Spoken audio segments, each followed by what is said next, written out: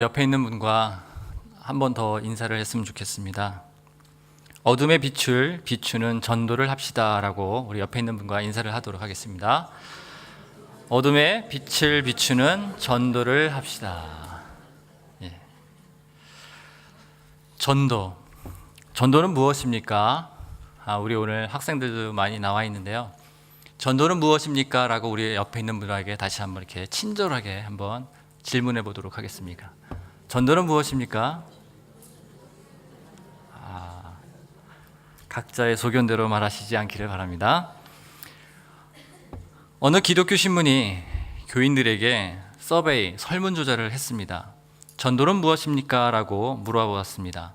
10명 중에 9명이 약 90%가 놀랍게도 사람들을 교회로 데려오는 것입니다 라고 말했습니다. 이런 대답은 아주 넓게 보면 맞을 수 있으나 성경이 의미하는 전도의 개념으로 보면 틀린 답일 수 있습니다. 성경은 사람을 교회로 데려오는 것이 아니라 그렇게 정의하지 않습니다. 성경에서 말하고 있는 전도란 헬라어로 보면 선포하다. 성경에서 정의하고 있는 전도는 예수님이 가르쳐 주신 복음을 있는 곳에서 선포하라라는 것입니다. 그러므로 전도란 사람을 교회로 데려오는 것이 아니라 그들에게 예수 그리스도의 복음, 생명의 복음을 전하는 것입니다. 이렇게 전도를 하는 데 있어서 크게 저희는 두 가지 방식이 있는 걸 알고 있습니다. 하나는 무관계 전도 방식이라 해서 아무런 관계가 없는 사람들에게 전도하는 방식이고, 또 다른 한 가지 방식은 이미 형성되어 있는 관계 속에서 전도를 한다 해서 관계 전도 방식입니다. 얼마 전 웰링턴으로 비전의 나라 시니어 팀이 4박 5일 동안 9시간의 미니버스를 타고 전도를 나갔습니다. 사진 한 장 보여주시기 바랍니다. 보십니까? 이 친구는 제주도에서 유학 온 친구입니다. 이 친구를 제가 3년 동안이나 같이 잘 이렇게 가르치고 지냈던 친구인데, 이 친구 가슴 속에는 늘 있는 게 뭐냐면 언제든지 부르는 곳이 있다면 언제든지 가서 복음을 전하는 것입니다. 지금 이 친구가 무엇을 선포하고 있습니까? 보이십니까? 하나님은 당신을 사랑합니다 라는 것을 거리에서 지금 선포하고 있습니다. 우리 옆에 있는 분에게도 한번 이렇게 말씀을 선포했으면 좋겠습니다. 하나님은 당신을 사랑하십니다. 자, 이렇게 선포된 말씀을 듣게 되면, 내 영혼에 이 선포된 말씀을 듣게 되면 하나님의 사랑이 느껴집니다. 다시 한번 선포해 보겠습니다. 하나님은 당신을 사랑합니다. 자, 느껴지십니까? 하나님이 여러분들을 사랑하고 계신다는 게 느껴지십니까? 선포된 말씀을 듣게 되면 그 하나의 특징은 내가 사랑받고 있다는 사실이 느껴진다는 것입니다. 다른 사진 하나를 더 보도록 하겠습니다. 하나님은 당신을 사랑하십니다 라고 지금 선포하고 있습니다. 그런데 어떻습니까? 외면당하고 있습니다. 눈길을 피하고 모른 척하고 돌아서 가는 그런 사람들이 있습니다. 저는 이 사진을 보고 이 학생에게 돌아온 후에 물어보았습니다. 이 친구의 답변은 이랬습니다. 좀 속상했지만 복음을 모르는 사람들이 국률하게 보였습니다 라는 대답을 해주었습니다. 이런 특징이 전도할 때 나타나는 방식, 이런 방식을 우리는 무관계 전도라고 합니다. 이렇게 외면당하고 무시당하고 전도하며 나가는 이유는 무엇입니까? 그들이 하나님의 자녀가 되고 죄가 있지만 의인이 되는 유익을 주기 위해서 이런 전도를 합니다. 그럼 이렇게 거리에서만 전도하는 것이 전도입니까? 그렇지 않습니다. 이미 형성된 관계 속에서도 전도할 수 있습니다. 우리와 가장 가까운 가족과 친인척이 될 수도 있고, 더 나아가 내 이웃의 친구가 될 수도 있습니다. 이런 전도 방식을 우리는 관계 전도라고 합니다. 무관계 전도가 되었던 관계 전도가 되었던 전도의 가장 중요한 핵심은 복음이 선포되는 것입니다. 전도의 가장 중요한 핵심은 예수 그리스도의 생명이 있는 복음이 선포되는 것입니다. 복음이 선포되고 그 복음을 듣고 영접하면 교회가 세워집니다. 그 선포된 복음이 들리고 믿음으로 영접하면 교회 공동체가 건강하게 세워지는 능력이 있습니다. 제가 20살 때입니다. 저의 베프 친한 친구가 어느 날 갑자기 영화를 보러 가자고 합니다. 저는 너무 좋아서 그냥 친구를 따라갔습니다. 종로 5가에 가면 헐리우드 극장이 아니라 허리우드 극장이 있습니다. 리을자가 빠진 허리우드 극장이 있습니다. 전 당연히 헐리우드 스타일의 영화를 볼 것이라는 기대감으로 갔지만 기대와 다르게 13세기 배경으로 만든 아시시 성 프란치스코 영화를 보게 되었습니다. 영화의 주인공은 아주 부유한 상인의 집에서 태어났습니다. 누구보다 야망이 컸고 당시 상류층 자녀들이 대부분 그랬듯이 그도 방탕한 생활을 하며 그냥 사는 청년이었습니다. 그래도 그에게 야망이 있었기에 기사가 될 꿈을 안고 십자군 전쟁에 참여합니다. 그는 그 전쟁에서 적의 포로가 되는 불운을 만납니다. 자신의 야망과 꿈은 산산조각 났고 희망이 없다고 포기하고 모든 것을 포기한 상태로 그저 포로 생활을 하고 있었습니다. 근데 그의 손 한 곁에 하나의 복음서가 있다는 것을 발견합니다. 그리고 그 복음서를 읽기 시작합니다. 그런데 놀라운 것은 포로 감옥 그 안에서 성경책을 읽은 후에 예수 그리스도를 영접합니다. 이후 우여곡절 끝에 집으로 돌아올 수 있었습니다. 그가 포로 생활에서 고단했던 몸을 다 추스리고 난 후에 예전의 자신의 모습은 전혀 완전히 다 버리고 새로운 삶을 살기 시작합니다. 먼저 방탕한 생활을 버립니다. 그리고 병든 사람, 가난한 사람을 찾아갑니다.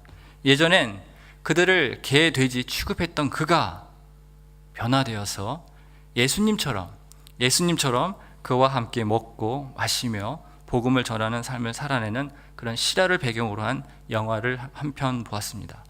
저는 이 영화가 중반쯤 상영되고 있을 때 질문하기 시작합니다. 부족한 것 없이 태어난 그가 전쟁 이후 왜 삶이 변했는가입니다. 도대체 그가 읽은 복음서가 무엇이기에 전쟁에서 돌아온 이후 왜 삶이 달라졌는가입니다.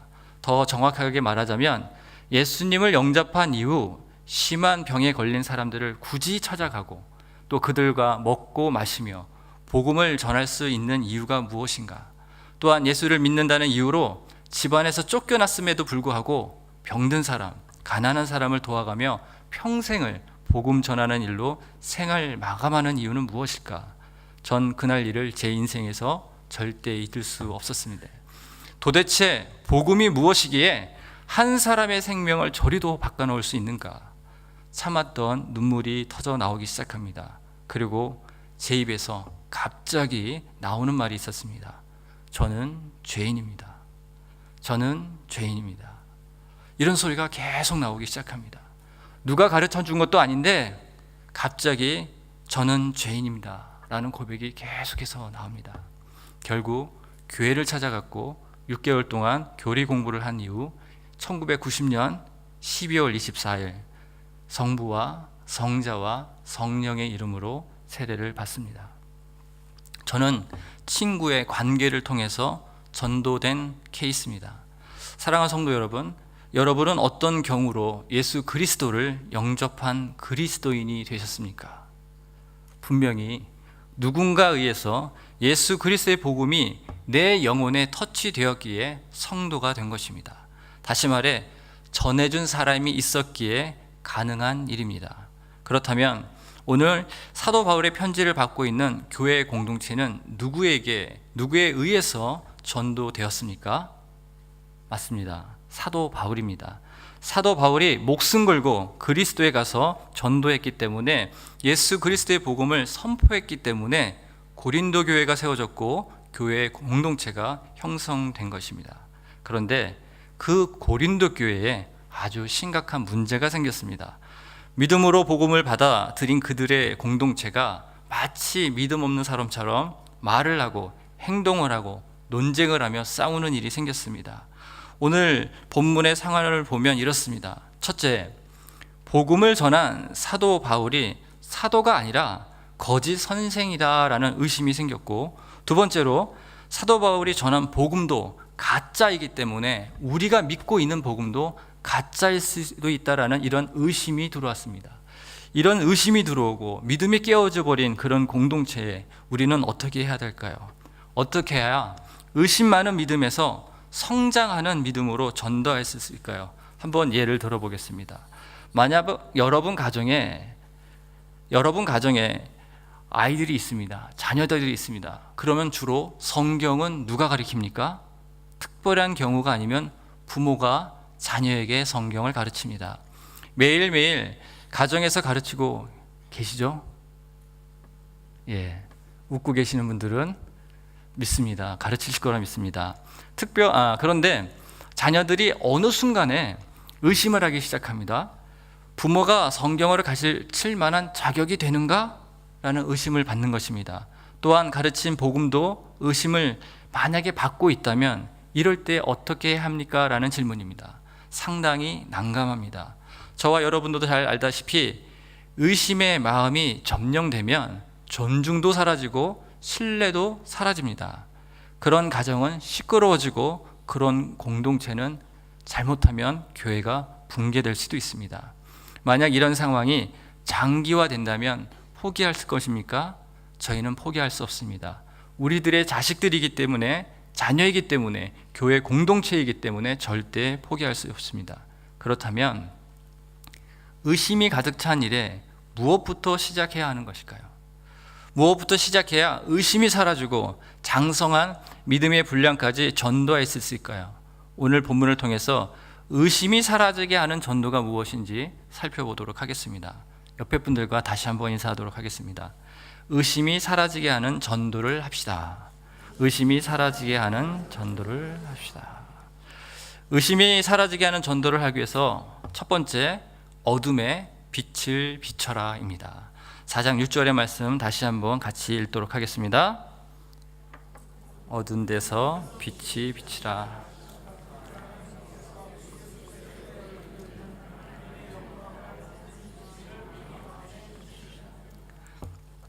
어디에 빛을 비치라고 말씀하셨습니까? 어둠에 빛을 비치라입니다. 의심이 사라지게 하는 첫걸음은 어둠에 빛을 비추는 겁니다. 어둠 속에 사로잡혀 있는 그들에게 빛을 비추는 일이 첫 걸음이라는 것입니다. 이 구절의 말씀을 계속해서 말씀이 저희들한테 터치하는 그러한 마음을 계속 떠오르다 보면 또 이어지는 말씀이 하나 있습니다. 창세기 1장 3절에서 4절까지의 말씀입니다. 같이 읽겠습니다. 하나님이 이르시되 빛이 있으라 하시니 빛이 있었고 그 빛이 하나님 보시기에 좋았더라. 하나님이 빛과 어둠을 나누사. 빛이 있으라 하매 뭐가 있었습니까? 빛이 있었습니다. 그 빛은 하나님 보시기에 아주 좋았습니다. 어둠을 나누신 그 빛의 시작은 하나님으로부터 시작된 것입니다. 의심을 사라지게 하는 것은 하나님이 창조하신 그 빛을 비추는 겁니다. 이 일에 예수님이 제자인 사도 요한도 같은 증거를 했습니다. 요한복음 1장 5절 말씀 다시 같이 한번 읽어보도록 하겠습니다. 빛이 어둠에 비치되 어둠이 깨닫지 못하더라. 하나님의 빛은 창조 때에도, 예수님 때에도, 사도 요한 때에도, 사도 바울이 복음을 증거할 때에도 계속해서 빛을 어둠에 비치라 말씀하고 있습니다. 그런데 문제는 어둠이 이 빛을 깨닫지 못한다는 것입니다. 생명의 빛을 비치고 있음에도 불구하고 마음이 그리고 영혼이 어둠에 가려져 있으면 그 빛을 깨닫지 못한다 말씀하고 있습니다. 어둠에 가려져 있는 사람들, 그들은 태초부터 시작된 그 생명을 비춰 주어도 깨닫지 못합니다. 어둠에 가려져 있는 사람들은 예수님이 이 땅에서 증거하신 그 빛을 비춰 주어도 전혀 깨닫지 못합니다. 사도 바울은 선포합니다. 어둠에 빛을 비춰라. 사도 바울은 어둠에 빛을 비추라고 강조하고 또 강조합니다. 왜 이것을 강조하는 것일까요? 첫째, 복음의 빛을 가리는 악한 세력이, 그 어둠의 세력이 그들에게 나타났기 때문입니다. 두 번째, 복음의 빛을 못 보게 그렇게 가리는 거짓 교사들이 그들 마음속에 그리고 그들 교회 공동체에 같이 섞여 있기 때문입니다. 그래서 고린도후서 3장 4절에서 또 뭐라고 말씀하시는지 보도록 하겠습니다. 같이 읽겠습니다. 만일 우리의 복음이 가리면 망하는 자들에게 가려진 것이다. 그 중에 이 세상의 신이 믿지 아니하는 자들의 마음을 혼미하게 하여 그리스도의 영광의 복음의 광채가 비치지 못하게 함이니 그리스도는 하나님의 형상이니라. 3절에서 선포된 것처럼 복음의 빛을 가리는 자는 성도를 망하게 하고 영적으로 죽어가게 하는 자들입니다. 4절의 말씀처럼 복음의 빛을 가리고 마음을 혼미케 하는 자는 우리가 하나님의 형상이라는 것을 의심하게 하고 결국 믿음을 빼앗아가는 존재입니다. 사도 바울은 전심을 다해서 이 진리를 고린도 교회의 성도들에게 선포하고 있습니다. 고린도 교회는 자신이 개척한 교회입니다. 자신이 개척한 교회는 마치 아버지가 자식을 낳은 것과 같습니다. 다시 말해 아버지가 전심으로 진리를, 영의 양식을 지금 먹이고 있는 것과 같습니다. 이렇게 영적으로 흔들리고 있는 자식들, 또 이렇게 분별 능력이 없어서 기복된 신앙을 갖고 있는 자식들입니다. 이렇게 의심으로 믿음의 바닥을 치고 있는 자식들, 이런 자식들을 일으키는 첫 걸음은 어둠으로 가려진 마음에 복음의 빛을 비춰라입니다. 불교와 유교 집안에서 저는 태어났습니다. 저는 예수를 믿는다 해도 영적으로 성장하기 힘든 그런 가정 환경 속에 자랐습니다.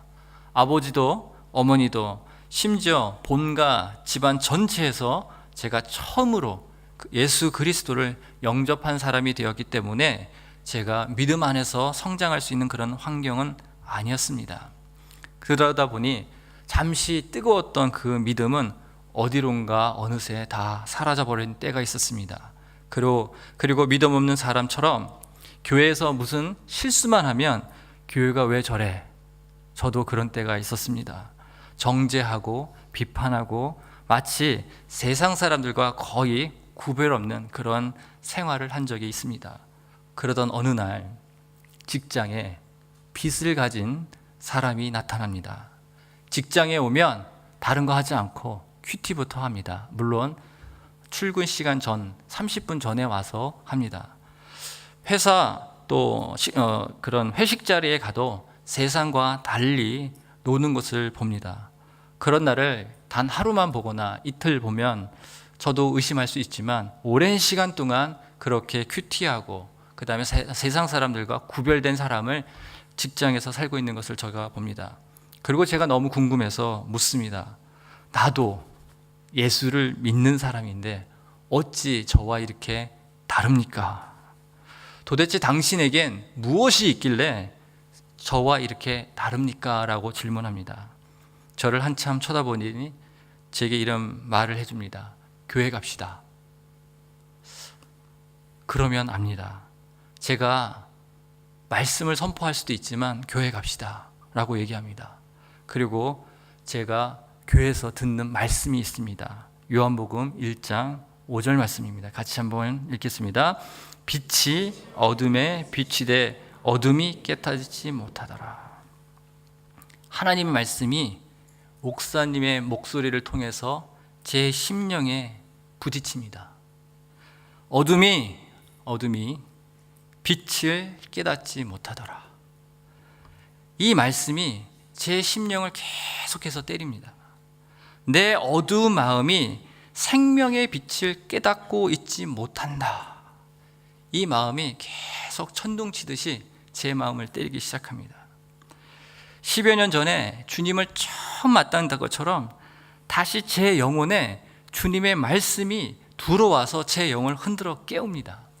생명의 빛이 제 어두웠던 마음 속에 들어와서 다시 한번 제 입을 통해서 회개가 터지게 만듭니다. 주님, 제 어두웠던 이 마음을 용서하여 주시옵소서. 제가 주님의 빛을 가지고 있는 사람인데 세상과 구별되지 못하게 살았던 거 용서하여 주시옵소서. 예배가 끝났습니다. 근데 도대체 이 뜨거운 마음이 꺼지지 않습니다. 혼자 길을 걸어 나갑니다. 한참을 걸어 나가다 보니 한강 둔치가 나옵니다. 그런데 제가 얼마나 이 뜨거운 마음이 꺼지지 않냐면 계속 손을 들고 다니면서 하나님 찬양합니다. 제가 그때는 찬양을 잘 몰랐습니다. 하나님 찬양합니다. 하나님 감사합니다. 저 같은 죄인을 용서해 주셔서 감사합니다.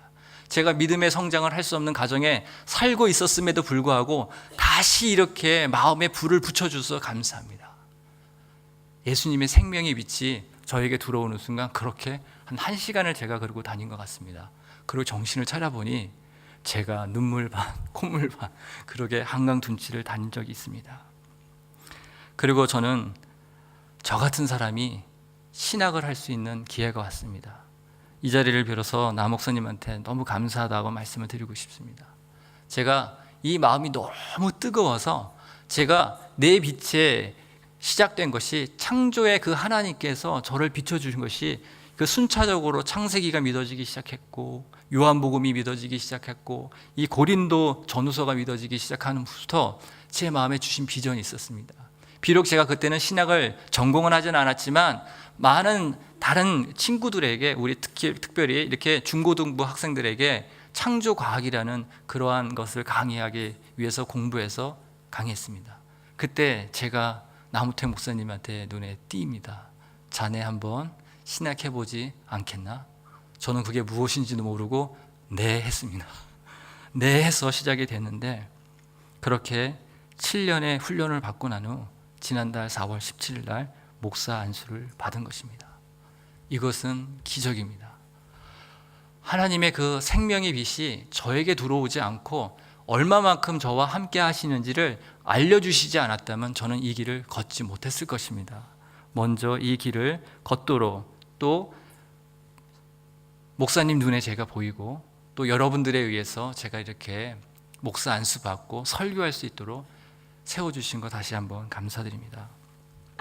전 한 사람의 관계 전도로 신앙이 시작되었습니다.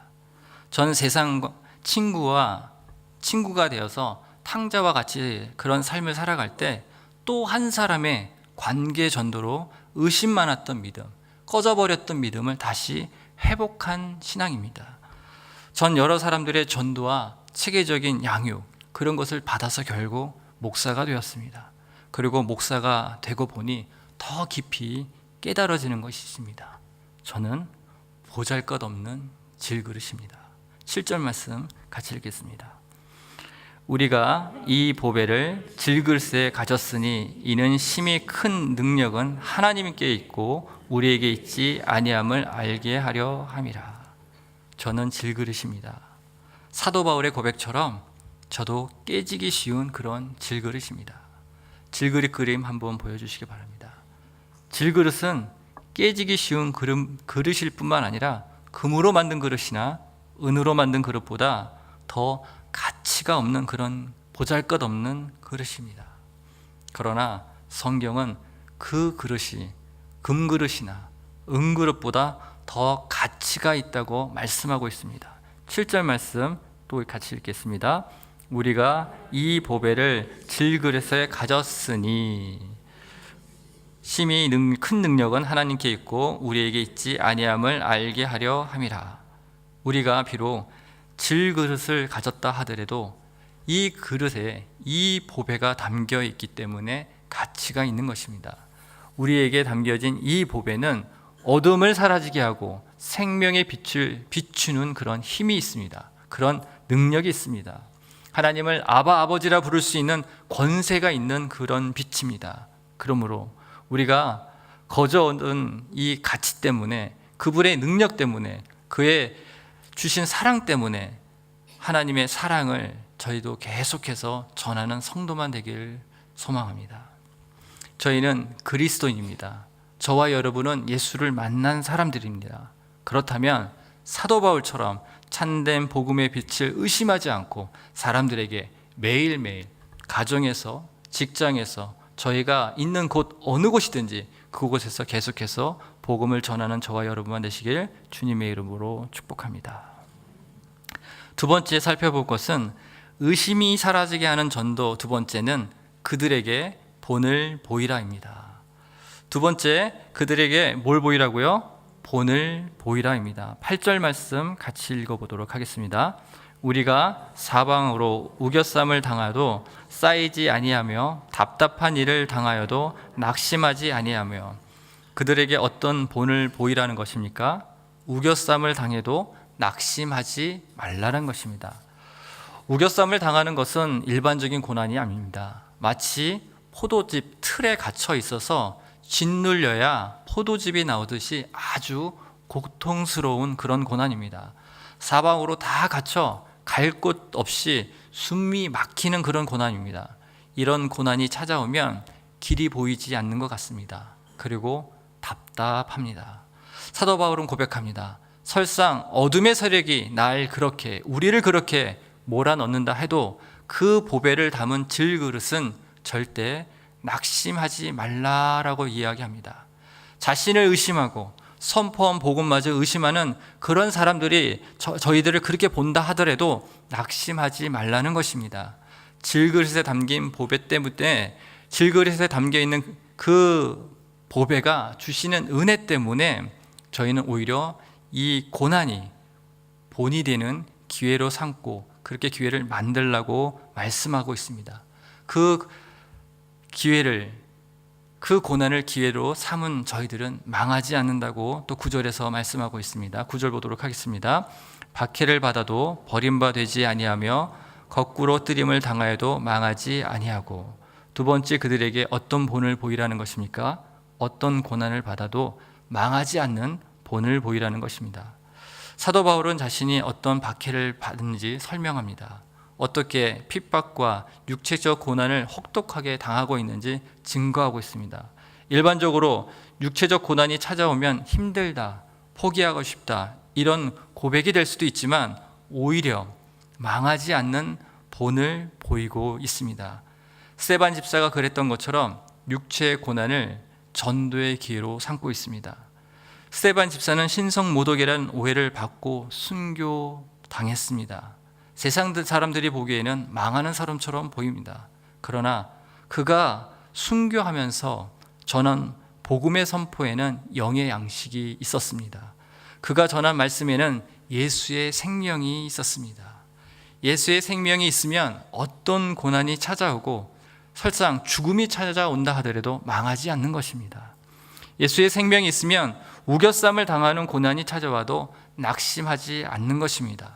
오히려 의심에 사로잡힌 사람들, 믿음이 연약한 사람들에게 본이 되고 오히려 전도의 기회가 되는 것입니다. 말씀을 정리하도록 하겠습니다. 전도는 무엇입니까? 여러 가지 이야기가 나오는데 예수 그리스도의 복음을 전하는 것입니다. 무관계 전도를 하기 위해서 거리로 해외로 나갈 수 있습니다. 또 관계 전도를 하기 위해서 가정으로, 학교로, 직장으로, 사업토로도 나갈 수 있습니다. 그러나 여기서 중요한 것이 있습니다. 전도를 하다 보면 의심도 받고 핍박도 받고 외면도 받고 고난을 받을 수 있습니다. 그럴 때 어떻게 해야 합니까? 어둠의 빛을 비추시기 바랍니다. 의심이 사라지도록 그들에게 예수 생명이 있을 수 있도록 복음의 빛을 선포하시기 바랍니다. 또 여러 형태의 고난이 온다 하더라도 포기하지 않고 복음을 전하시기 바랍니다. 복음의 빚진 자로 삶의 본을 보여주시기 바랍니다. 가정과 학교와 직장과 사업터에서 영적으로 망하지 않도록, 그들이 망하지 않도록 본이 되는 복음을 선포하시기 바랍니다. 저와 여러분이 선포하고 전도하는 이 거룩한 일 때문에 여러분이 계신 곳에 예수의 생명이 충만해지길 주님의 이름으로 축복합니다.